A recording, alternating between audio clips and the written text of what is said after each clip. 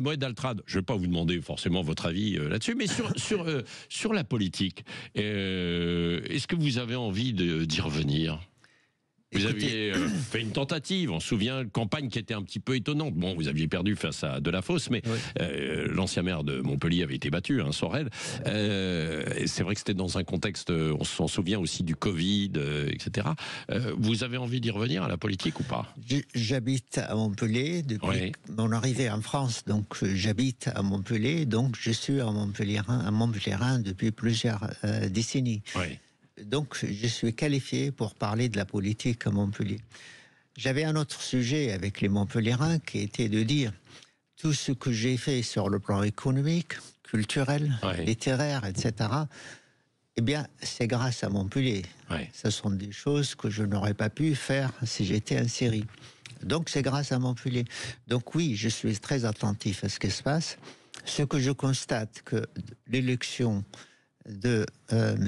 Delafosse n'est pas très heureuse. Le bilan n'est pas très bon sur un tas de sujets. Ah oui. Oui, absolument. Bon. Donc voilà où on en est. Donc les élections municipales, c'est l'année prochaine, 2026. J'y réfléchis, je dis pas non, mais je pense qu'il faut être attentif et regarder le paysage politique, comment il se configure l'année prochaine. Bon, donc vous me dites, vous y réfléchissez. Quand vous dites vous y réfléchissez, Moed Altrad, quand on vous connaît bien, ça veut dire que vous avez envie d'y aller quand même. Voilà, peut-être j'adhérais à ce que vous dites. Oui, c'est ça. Pourquoi, sur quoi vous n'êtes pas d'accord avec si Michael Delafosse ? Parce que certains disent, tiens, c'est un maire de gauche, PS, qui semble mener une politique assez ferme, par exemple, contre l'insécurité. Qu'est-ce que vous dites par rapport à sa politique ? L'insécurité n'y est pas. Le trafic est vraiment un problème dans la ville de Montpellier. L'incivilité est partout, la propreté n'est pas ça, donc il n'y a que des choses négatives, si vous voulez. C'est une génération qui a toujours été élevée dans l'ombre de Georges Frêche. Que ce soit lui-même, que ce soit son prédécesseur, donc Philippe Sorel, que ce soit les adjoints tels que l'adjoint au sport, parce que ça m'intéresse. Oui, on va en parler dans un instant. Notre terrain a été inondé et il fait des déclarations tout à fait inexactes. Donc si on en parlera, je vous en dirai un peu plus. Vous allez me dire, mais... Donc, si vous voulez, l'histoire de Frêche, c'était quelqu'un d'assez visionnaire. La ville était relativement petite par rapport à sa taille. Le problème, c'est qu'aujourd'hui, ce n'est plus la même population. Les populations qui ont... Voilà, il y a de renouvellement on est venu de population. partout à Montpellier, quoi. Donc, il faut s'adapter. On continue de venir partout. Et on ne peut pas être dogmatique. Il faut être pragmatique, si vous voulez. Pour régler la circulation à Montpellier, ce n'est pas le même problème d'un quartier à un autre. Donc, il faut parler avec les gens de chaque quartier pour savoir quel est leur avis sur le sujet. Et bien sûr, une fois qu'on a fait ce tour de quartier, on a des éléments qui nous permettraient de faire quelque chose qui plairait dans la mesure du possible à tout le monde. Voilà. Ce travail, si vous voulez, n'a pas été fait. Ah oui. Voilà. C'est trop dogmatique, la politique. Trop dogmatique. Mais aujourd'hui, si vous voulez, comment vous voulez adopter des théories dans un monde qui change tous les jours? Les Russes, les Américains, les Ukrainiens, et puis ça bouge partout, l'Amérique également. Mais tout ça, ça impacte notre vie de tous les jours, partout sur Terre. Altrad, qui est dans une centaine de pays, je peux vous assurer, c'est ça le raisonnement qu'on doit. On a une stratégie, on a une vision, on a une politique dans nos business. Mais il faudra être en mesure de modifier sa position en fonction des événements que vous avez aujourd'hui. Faire des stratégies économiques ou politiques ou ce que vous voulez à moyen long terme, je peux vous assurer, vous avez intérêt à réviser votre papier tous les jours. Oui, c'est ça. Et c'est ce que vous voulez faire à Montpellier. C'est pour ça que vous allez vous présenter à la mairie de Montpellier, donc, l'année prochaine. Qui a défini la notion de politique ? Le politique, c'est quelqu'un qui est au service de la cité. Delafosse, il n'est pas au service de la cité ? Non, moi je pense qu'il est au service de lui-même. Tout à fait. Il a sorti un livre récemment, coécrit avec une journaliste qui était une amie. Oui, on l'a invité d'ailleurs. Vous l'avez invité. Et il dit il a un destin national. Bon, c'est sorti il y a un an et demi, ce livre-là. Là, s'est passé beaucoup de choses. Est-ce que quelqu'un, dans ces transactions diverses politiques, qu'on a vues, que ce soit du temps de Barnier ou de Bayrou, je connais les deux premiers ministres, l'ancien et le nouveau, ben personne n'a pensé à monsieur Delafosse. Ah, on m'a dit qu'il y avait eu des coups de fil, non? Il y avait eu des échanges, non? Moi, personne m'a dit ça et personne l'a écrit. En tout cas, je n'ai pas lu ça quelque part. Donc, si vous voulez, il faut être humble dans la vie. Donc, il se place à un certain niveau et dit « Je gouverne comme a toujours gouverné Georges Frêche ». Et Georges Frêche a correspondu à une période, à une population qui était animée d'une certaine façon de faire les choses. Mais là, regardez, vos enfants, les miens, ben, ça ne réfléchit pas comme nous. Bon, en tout cas, c'est pas votre ami, hein, en fait. Hein, je le vois, Delafosse. Non, mais c'est caché. C'est la raison pour laquelle ça ne fait pas de doute. Vous allez vous présenter à la mairie de Montpellier. Ce qui m'a fait, la première personne qui l'a vu une fois qu'il a été élu, c'était en juin 2020. Début juillet, il m'appelle. Il dit, venez, on va discuter. Je suis allé le voir. Et on a discuté d'un tas de choses, de stades, de transfert des infrastructures sportives vers les clubs sportifs, qui est une directive ou une instruction ou un souhait de la politique de pays. Et c'était ça le sujet. Il m'accompagne pour aller prendre l'ascenseur, pour partir. Il me dit, est-ce que vous allez continuer à vouloir faire de la politique? Mais il venait d'être élu. Donc il se positionne pour 6 ans après. Ben, ça veut dire que ce sont son premier sujet, quoi, finalement. C'est la politique. Il n'a rien encore fait. Bon, vous allez nous raconter en fait tout ça aussi, votre vie, et notamment, pourquoi aussi, vous allez nous dire dans un instant pourquoi vous menacez de ne plus jouer à Montpellier avec votre club de rugby. On voit ça dans un instant. Altrad. Vous avez le temps, vous êtes mon invité de Sud Radio dans La Vérité en face jusqu'à 10h. Sud Radio, La Vérité en face, Patrick Roger. On m'avait dit qu'on était champion. Zach Mercier, le premier essai pour Arthur Vincent, oui. L'essai de Montpellier. L'essai de Montpellier ici au Stade de France. Les Montpelliérains qui sont sous les poteaux, ils peuvent marquer. Ils marquent. Oh, le deuxième essai de Montpellier ici au Stade de France après 9 minutes. Et cela fait déjà 10-0 au tableau d'affichage. L'essai de Vérague. Raté, c'est bien joué. Oh, magnifique. Enchaînement avec Arthur Vincent en bout de ligne. Oh, la redoublée pour Boutier. Et le troisième essai Montpellier ici au Stade de France. Ça y est, c'est fini. Montpellier est champion. Montpellier va décrocher son premier bouclier de Brennus. C'est la récompense de tout un travail de cette belle saison. Moed Altrad, notre invité, patron justement du club de Montpellier, businessman, on va revenir parce que vous êtes un industriel présent dans le monde entier, l'un des plus grands industriels en France. Quand vous réécoutez ça, avec François Trio, Daniel Herrero, sur ce titre de champion de France, est-ce que ça fait partie de vos plus grands moments de votre vie? C'est des bons souvenirs et c'est la première fois où ça arrive à Montpellier. Vous aviez la ville de Montpellier en feu, la place de la Comédie, toutes les villes, les rues, tout ça, c'était vraiment au bonheur. Donc c'était un moment marquant. C'est notre plus grand titre en tant que club, sachant que Montpellier, c'est le club le plus jeune de Top 14. On n'a qu'une trentaine d'années.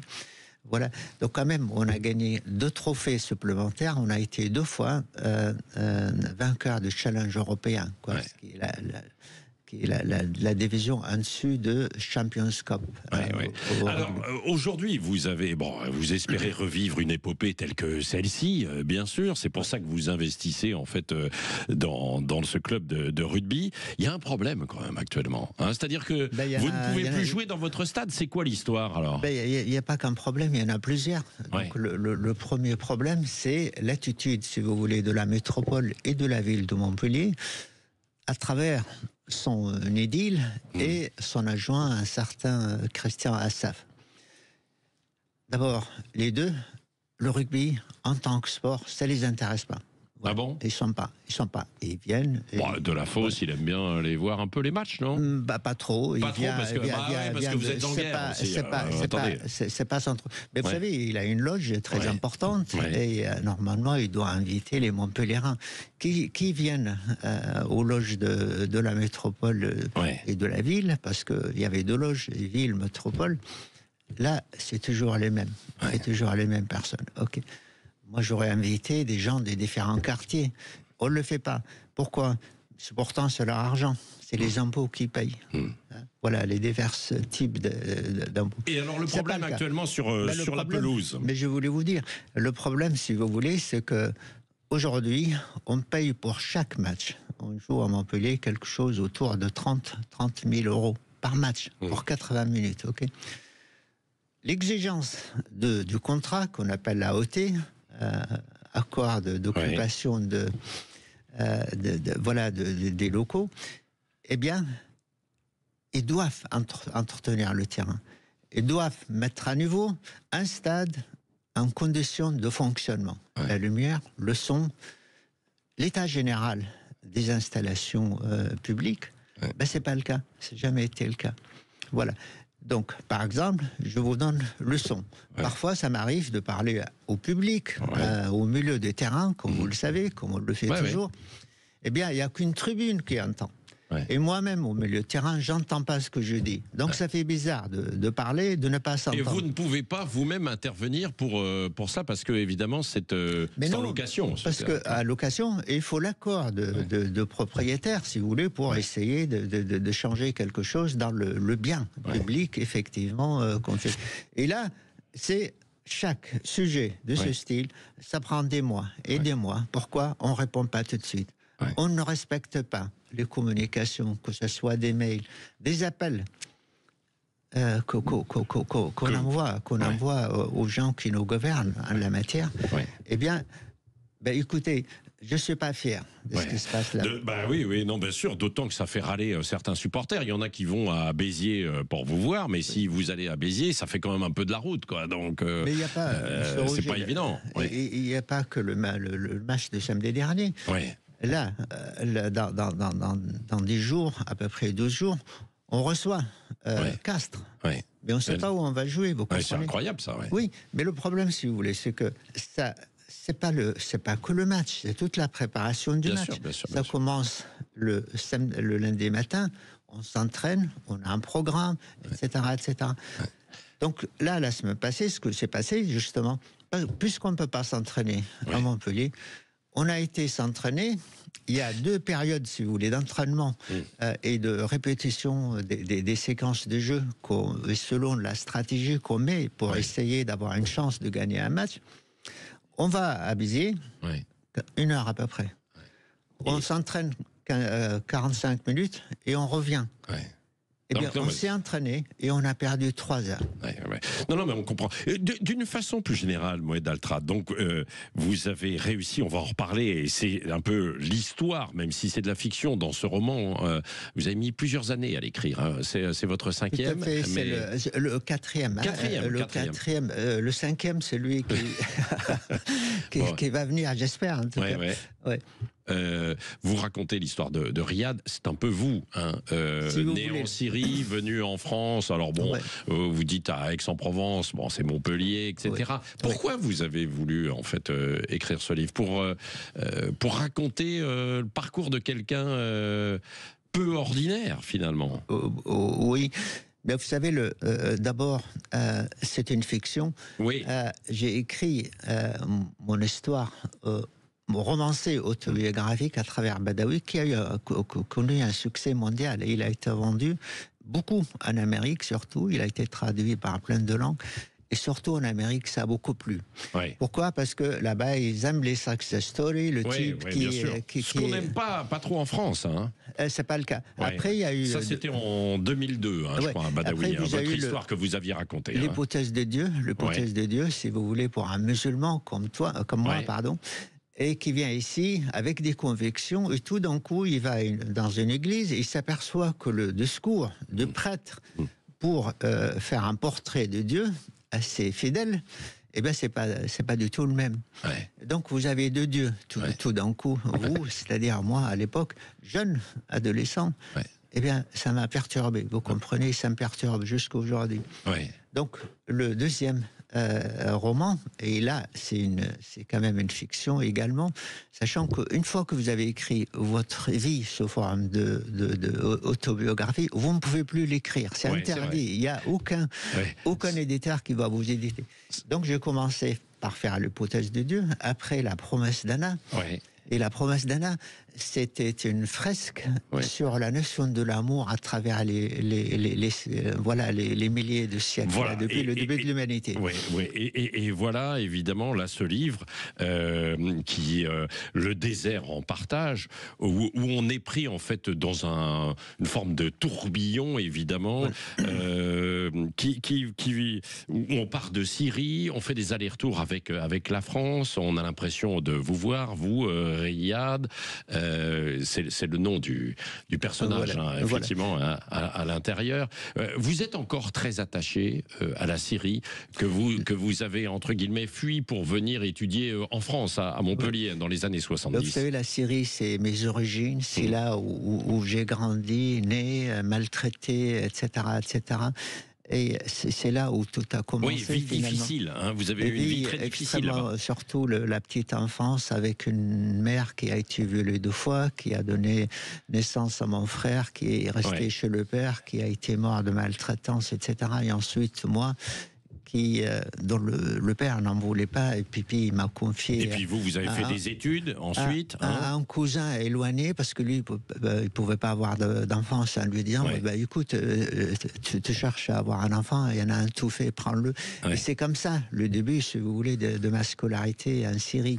Et après, j'arrive au baccalauréat, et j'étais... Vous savez, une des choses que la France a fait pour la Syrie après la Seconde Guerre mondiale, c'était de mettre un ordre administratif, un système administratif. Ils ont inventé les départements, mais pas département égale région, c'est pas comme en France. Et puis, il y avait 12 départements, et j'étais dans ce département désertique, en fait. Oui, le désert. Et, comme le système a été toujours une dictature, le ministre de l'Éducation nationale, qui est un général de l'armée, il a décidé que le premier de chaque département, il lui donne une bourse pour aller étudier à l'étranger. Et c'est comme ça. Et je vous rassure que j'étais pas forcément brillant, mais comme j'étais le seul individu qui se présente au baccalauréat de tout ce département, donc j'étais premier, naturellement, j'arrive premier. Pas brillant avec le groupe Altrad que vous avez fondé, en fait, et qui s'est imposé aujourd'hui. Vous allez tout nous raconter, d'ailleurs, sur ce que pèse le groupe Altrad, en fait, aujourd'hui. J'aimerais bien savoir. On marque une petite pause. Avec plaisir, et puis on a encore du temps ensemble jusqu'à 10h. 9h-10h, Sud Radio, la vérité en face, Patrick Roger. La vérité en face ce matin avec Moed Altrad qui écrit ce roman, Le désert en partage, aux éditions Actes Sud. Alors il y a un peu évidemment d'autobiographie sur certaines phases. Très peu. C'est une fiction quand même. C'est une fiction, mais bien sûr. Non mais c'est ça, c'est intéressant d'ailleurs parce que c'est beaucoup d'allers-retours. On vit aussi dans la période des années 70, 80, ici en France. On est à Paris, Aix-en-Provence. C'est passionnant. D'ailleurs, à tel point que ça m'a tenu jusqu'à éveiller jusque tard hier soir. Je suis un petit peu fatigué ce matin. En fait, il y a plusieurs romans dans le roman, si vous voulez, à cause de cette variété de dates qui ne sont pas chronologiquement suivies. Et c'est ça qui donne ce contraste, ces miroirs finalement. Mais c'est une histoire, si vous voulez, sur la vie finalement. Et la vie dans ses côtés peut-être sombres, où 2 personnes qui s'aiment, et lui est en Europe, donc, et elle est en Syrie, coincée parce qu'elle est infirmière pendant la guerre civile en Syrie. Et donc cette impossibilité de se voir dans le pays, d'ailleurs le personnage principal, il est syrien, donc on peut dire c'est moi-même. Mais il est en France. Il est retourné une seule fois, 1 an après son départ, et après plus jamais. Vous voyez, pour des raisons qui sont expliquées un peu dans ce roman. Et en fait, elle, c'est un personnage complètement fabriqué, imaginaire. Ouais. Et on trouve qu'ils s'aiment finalement. Et il y a Harry à l'amour. Mais cet amour, si vous voulez, c'est un amour ininterrompu, quoi. Interrompu plutôt. On ne va pas résumer tout votre livre, parce qu'il y a beaucoup de choses, mais il y a beaucoup d'amour, en fait, dans votre livre. Il y a beaucoup d'amour, oui, mais il y a beaucoup de désert, si vous voulez. C'est pour ça qu'on l'appelle le désert en partage. Oui. Pourquoi ? Le mot désert, il faut le prendre dans le sens propre et figuré. C'est-à-dire, la personne que vous ne voyez pas, vous ne voyez personne, et figuré. Eh bien, c'est ça finalement que cette solitude qui va avec ces choses-là, mais mélangée avec ces sentiments divers et variés, avec un moiement des émotions, le manque de l'autre et parfois les rencontres. Mais qui sont des rencontres sous surveillance, parce que ça dure, c'est dans des hôtels, c'est dans des endroits où on passe des vacances, et on s'aperçoit, si vous voulez, et là, ce sont des exigences finalement de l'éditeur, parce qu'Actes Sud, il n'y a pas plus exigeant qu'Actes Sud en termes littéraires. Eh bien, il dit, non, ton personnage est idéal, il faut que tu me noircisses un petit peu. Donc, il faudra noircir le personnage. Et c'est pour ça qu'il y a des épisodes, bien sûr, qu'il y a des épisodes difficiles. Moed Altrad, c'est assez incroyable, parce que vous avez ce talent d'écriture, alors qu'on le sait, je ne sais pas, tous les auditeurs vous connaissent, hein, à un moment donné, on voit Altrad, vous êtes un leader mondial dans votre domaine. Vous avez construit un empire, hein, en arrivant à Montpellier dans les années 70-80, progressivement, dans les échafaudages dans un premier temps, hein, c'est ça ? Vous savez, l'histoire d'Altrad, aujourd'hui, ou cette année, c'est notre 40e anniversaire. Il faudra me dire bon anniversaire. C'est quand ça ? C'est dans les mois qui viennent ? C'est au mois d'août. Au mois d'août, bon, on va fêter ça. On a le temps, hein, on a le temps pour se le souhaiter. Donc c'est pas la reprise d'une boîte d'échafaudage, c'est les actifs, la reprise d'actifs de boîtes d'échafaudage dans une société que j'ai créée. Et aujourd'hui, si vous voulez, l'échafaudage, c'est un produit banal. Il n'y a pas plus banal qu'un échafaudage. Sauf, si vous regardez, je vous rappelle que j'étais ingénieur informaticien. Oui, bien sûr. J'ai un doctorat d'informatique. Donc il y avait un saut qualitatif qui fait que je saute d'un milieu qui est le mien, l'informatique, la technologie, la haute technologie de l'époque, pour reprendre une boîte d'échafaudage. Et c'est vraiment par hasard. J'étais en vacances et un voisin il me dit « Est-ce que tu veux prendre une boîte d'échafaudage ?» Je lui dis « Mais c'est quoi l'échafaudage ?» Et c'était la première fois que j'entends le mot échafaudage. Ah, c'est comme ça que ça a démarré, l'histoire. C'est vraiment comme ça. Je suis allé visiter l'usine parce que le voisin a insisté. Mais ça m'a plu.